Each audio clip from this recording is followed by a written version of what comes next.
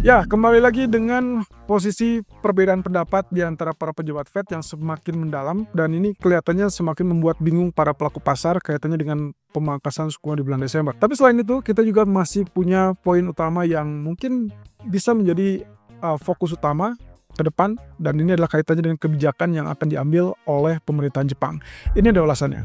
Oke, faktor penggerak market yang pertama datang dari Jepang. Saya sengaja melihat ini sebagai situasi yang mungkin bisa menjadikan indikator bahwa USD Japanese Yen masih akan bergerak naik karena dari beberapa statement ataupun pernyataan dari pemerintah Jepang yang baru, tentunya dari Perdana Menteri Takaichi.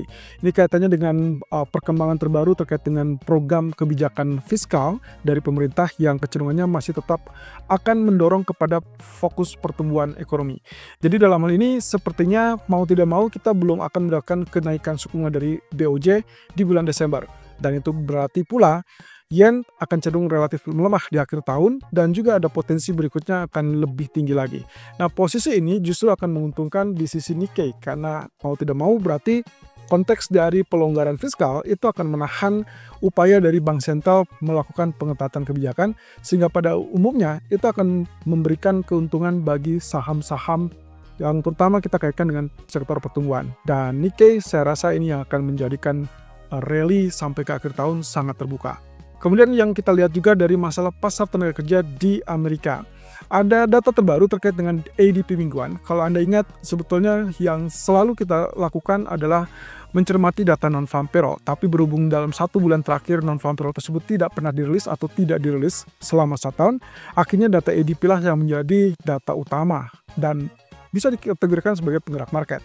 Nah, terkait dengan data tersebut, biasanya data ini bersifat bulanan, tapi ternyata terbaru dalam 1 bulan terakhir ini mereka merilis data ADP mingguan dan hasilnya sangat mengejutkan bahwa angkanya adalah relatif turun sekitar 11.250 dan itu berarti memberikan indikasi bahwa kemungkinan ekspektasi untuk penurunan suku bunga masih bisa terjadi.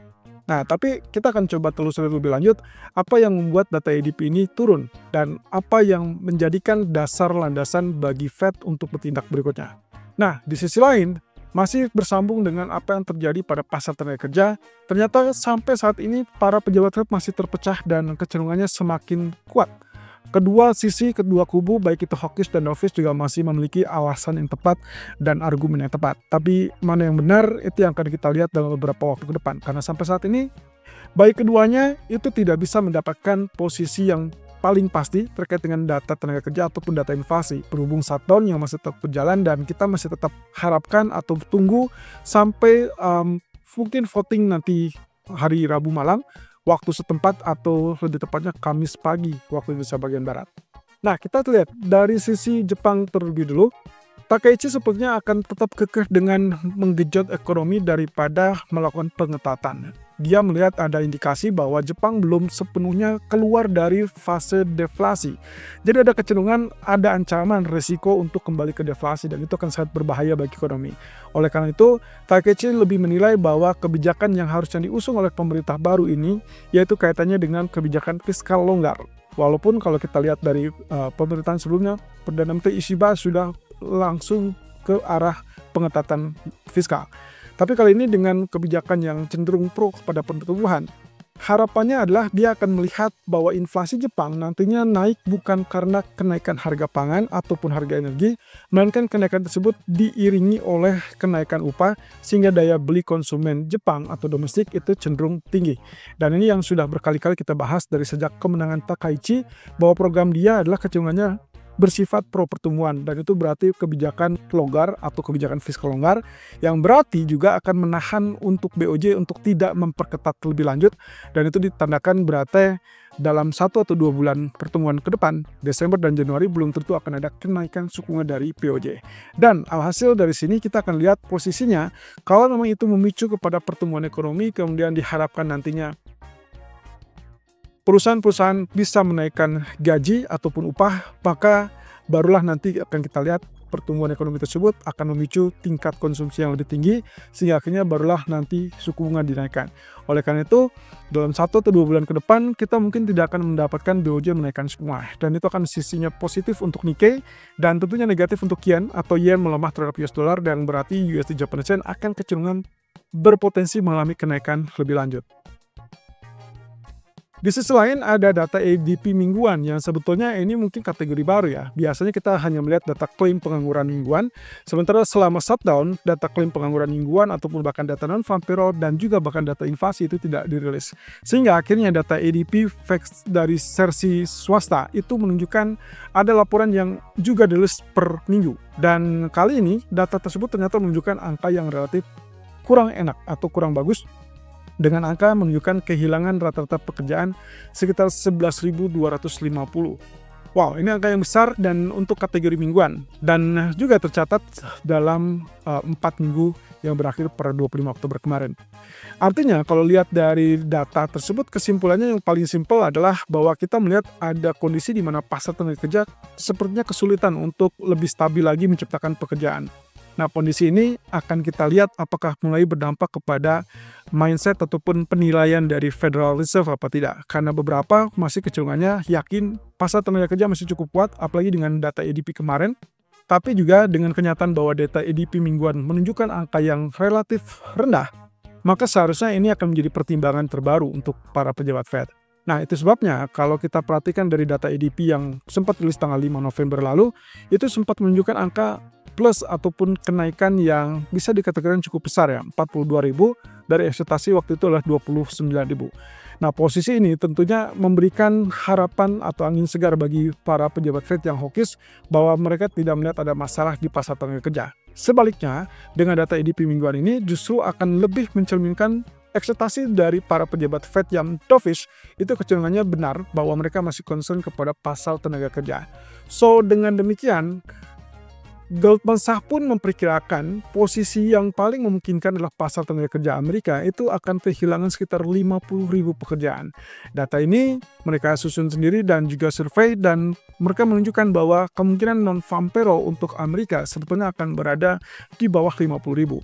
Nah, sayangnya kita belum akan melihat data ini dan mungkin belum tentu ada kejelasan kapan data tersebut akan dimunculkan. Apakah nanti di awal bulan atau mungkin kita akan lihat ini di akhir periode November. Yang jelas sampai saat ini kita masih tetap menantikan kabar dari BLS yang juga biro-biro lain dari pemerintah untuk melakukan survei terbaru, tapi semua ini kaitannya tergantung dari kapan pemerintah Amerika akan reopening atau dibuka kembali setelah shutdown selama 40 hari terakhir. Nah, Goldman Sachs juga mencatat bahwa laporan ini akan mencerminkan melemahnya sektor swasta. Ya, ini kaitannya dengan data-data yang kemungkinan menunjukkan ada indikasi melemahnya sektor tenaga kerja. Nah, otomatis kalau begitu, apa yang diminta ataupun yang diharapkan oleh para pejabat Fed terkait dengan apakah ini akan memberikan kesempatan untuk Fed menurunkan suku bunga lebih lanjut, tentunya jawabannya masih tetap abu-abu. Nah, dalam pasar tenaga kerja dan juga masalah inflasi itu masih tetap menjadi perdebatan yang sangat krusial bagi kedua kubu. Nah, kubu dovish mereka cenderung melihat bahwa pergeseran dari risiko yang saat ini seimbang, dan mereka melihat bahwa inflasi masih relatif stabil atau relatif stabil. Lebih tepatnya mereka melihat dari dampak tarif pun tidak terlihat itu akan menekan lebih lanjut. Sehingga mereka lebih melihat ada risiko yang lebih besar yaitu pasar tenaga kerja. Nah, sementara di sisi hawkish mereka justru melihat sebaliknya. Mereka melihat tidak ada masalah di pasar tenaga kerja melainkan ke masalah inflasi. Dan inflasi sampai saat ini termasuk inflasi dari tarif. Mereka melihat masih ada kemungkinan itu akan kembali menaikkan. Jadi mana yang benar? Kira-kira apakah pasar tenaga kerja atau inflasi? Yang jelas pasar sampai saat ini ataupun investor global cenderung dibingungkan dengan posisi kebijakan moneter ke arah mana yang akan dilakukan. Apakah Fed masih tetap terbuka untuk pemangkasan bulan Desember atau tidak? Yang jelas dari sejumlah 12 orang pejabat Fed sampai saat ini terpecah dengan 50-50 antara fokus dengan inflasi dan juga fokus kepada pasar tenaga kerja. Nah, sementara sebagian lainnya mereka melihat atau menunggu sampai data tersebut dirilis secara resmi, dan itu berarti mengharapkan shutdown selesai sampai akhirnya mereka punya keyakinan bahwa saatnya untuk melakukan pemangkasan tersebut di bulan Desember, atau sama sekali tidak perlu melakukan pemangkasan lebih lanjut karena tidak ada data yang bisa diserap. Nah, jadi ini yang akan menjadikan faktor penggerak berikutnya karena sentimen sampai saat ini masih cenderung bisa dikategorikan 60% ekspektasi untuk penurunan suku bunga dari Fed di bulan Desember itu masih tetap ada. Kalau misalkan sampai ke depan ini bisa berubah, ya maka kemungkinannya yang akan kita lihat adalah apakah saat shutdown itu selesai, kemudian data tenaga kerja dimunculkan dan inflasi dimunculkan, mana yang relatif lebih stabil atau relatif lebih melemah. Kalau memang ternyata pasar tenaga kerja relatif lebih lemah, maka kita akan melihat potensi untuk pemangkasan Desember itu masih tetap terbuka. Sebaliknya, kalau ternyata yang kita lihat adalah inflasi justru mengalami peningkatan, katakanlah mungkin lebih dari 3,2%, mungkin kita bisa pertimbangkan ulang bahwa market kembali repricing terkait dengan pemangkasan suku bunga di bulan Desember. Oke, untuk data hari ini saya tidak melihat ada data ekonomi yang terlalu signifikan untuk Amerika. Lagi-lagi kita tidak akan mendapatkan inflasi karena memang shutdown masih belum selesai. Mungkin kita baru akan dengarkan apakah shutdown itu resmi berakhir apa tidak. Dan itu adalah hasil dari voting DPR yang baru akan terjadi di Kamis pagi 5.30 besok. Nah, tapi sebentar itu kita melihat dulu dari data-data Jerman. Di sini ada data CPI Jerman yang diperkirakan akan relatif turun 2,3% dari 2,4%. Yang jelas ini akan memberikan indikasi juga apakah ECB berhak ataupun layak untuk tetap mempertimbangkan opsi pemangkasan suku bunga lebih lanjut. Sementara di malam hari kita hanya akan mendengarkan Williams dan juga dari Waller. Saya rasa tidak perlu lagi dibahas terkait dengan Waller karena sikap Waller adalah sikap yang paling dovish. Sementara Williams bagi saya kecenderungannya netral karena dia sendiri masih tetap terbuka untuk pemangkasan asalkan datanya tepat. Dan itu berarti data tenaga kerja ataupun data inflasi.